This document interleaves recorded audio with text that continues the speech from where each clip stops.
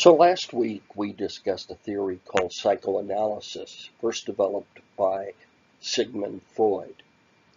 I think a lot of times when we think about Freud, we think about we think about him with disgust or perhaps ridicule.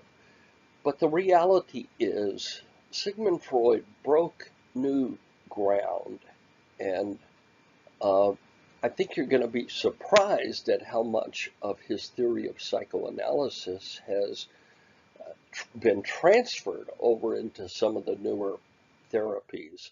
Much of what he said, of course, has been debunked, but that doesn't discount the fact that he changed the world forever by some of his theories. This week, however, we are going to be leaving Freud, and with that, I want to welcome you to week 2.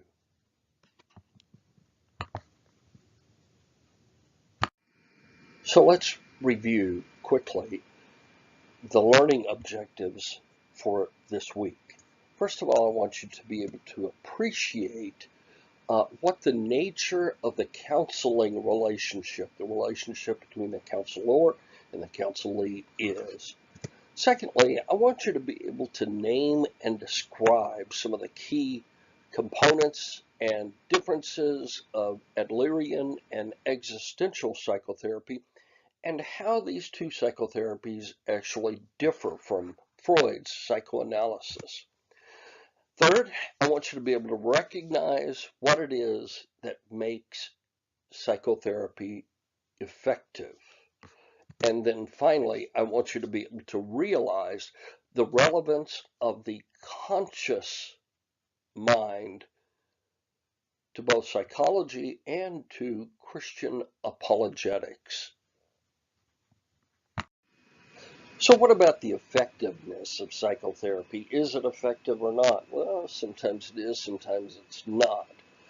This has to do with one of our learning objectives. If you look in the lower left corner of this video, you're going to see a little thing that says SLO number 1.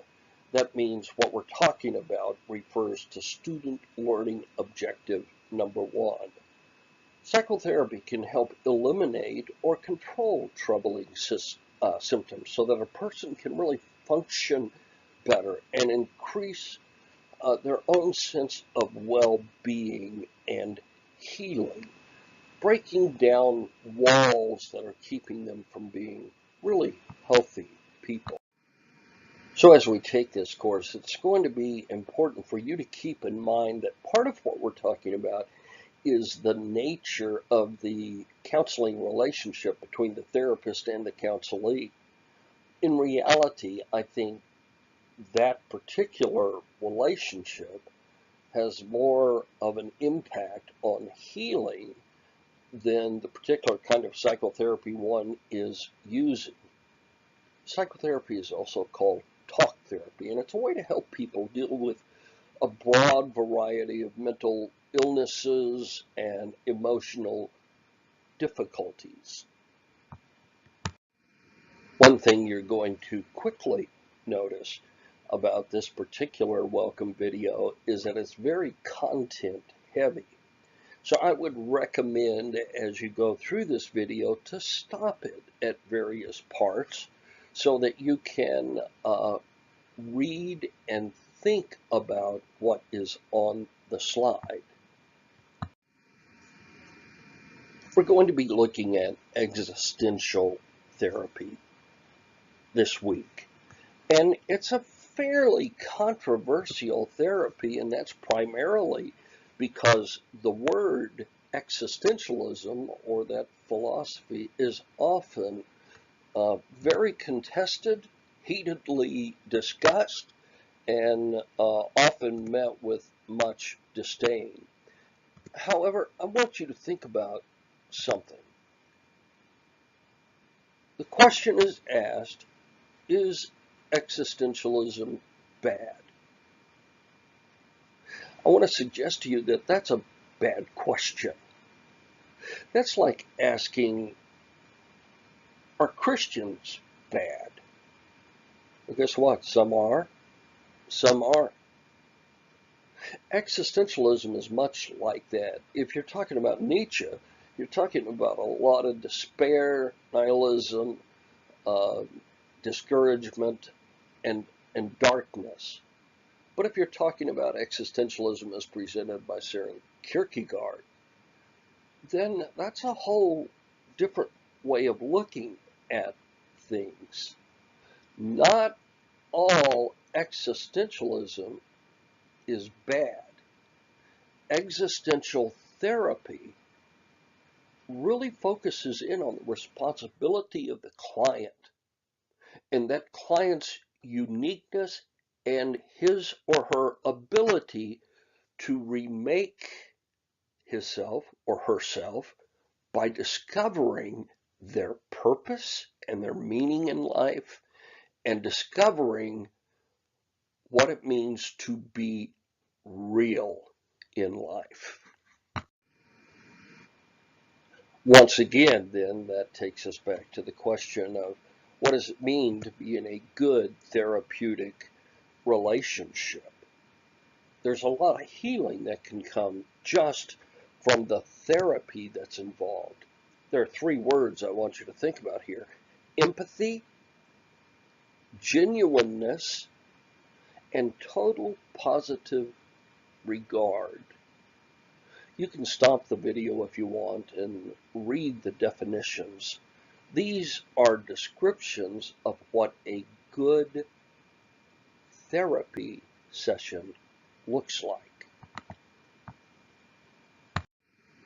Well, I told you in the welcome video to this course that I have a great deal of interest in theology, psychology, and philosophy.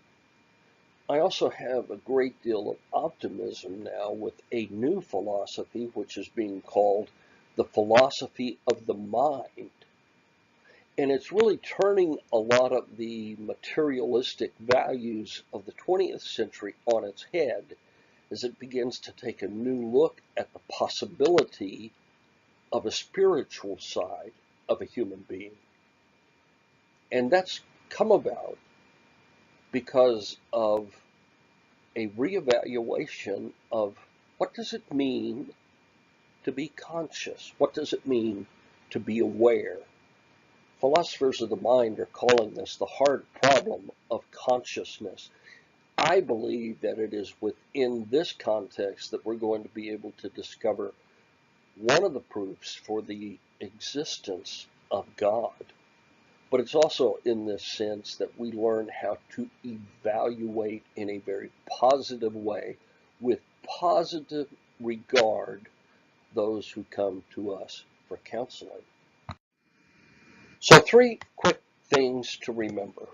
First, stay engaged in the discussion posts. Don't forget to end every single post you write with an open-ended question. What's an open-ended question?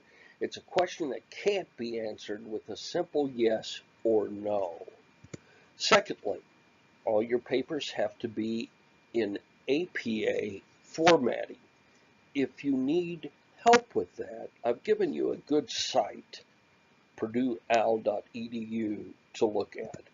And third, don't hesitate to contact me. I like hearing from my students. Remember, the quickest way to reach me is by texting me at the number you see here on this video.